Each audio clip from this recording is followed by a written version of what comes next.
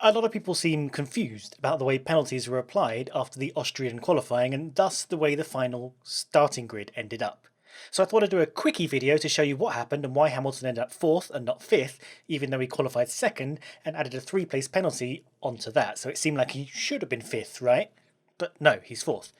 So after Q3, once everyone had set their times, the initial grid layout was Leclerc, Hamilton, Verstappen, Bottas, Magnussen, Norris, Raikkonen, Giovinazzi, Gasly and Vettel for your top 10.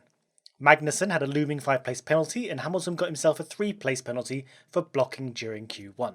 Now, as we know, penalties get applied in the order they were given, but the important thing to note is that the gaps in the grid aren't closed up until after all the penalties have been applied. If the gap's closed up after each applied penalty, then sure, Magnussen would drop from 5th to 10th, everyone would budge up, then Hamilton would drop from 2nd to 5th. That's what seems the most obvious thing. But this is Formula 1. Instead, Magnussen's 5-place penalty gets applied, but no one budges up yet. Then, Hamilton's 3-place penalty gets applied, and this drops him into the gap left by Magnussen. Then we close everything up, and Hamilton is left 4th between Bottas and Norris. Now this example is made easier by the fact that Hamilton naturally falls into a gap. So where I'm scratching my head right now is what happens if, instead of Magnussen, what happens if Verstappen got a 3-place penalty and then Hamilton got a 3-place penalty? Because Hamilton and Verstappen would end up temporarily 5th and 6th until the budging up phase. So Bottas would move up to 2nd and Magnussen 3rd.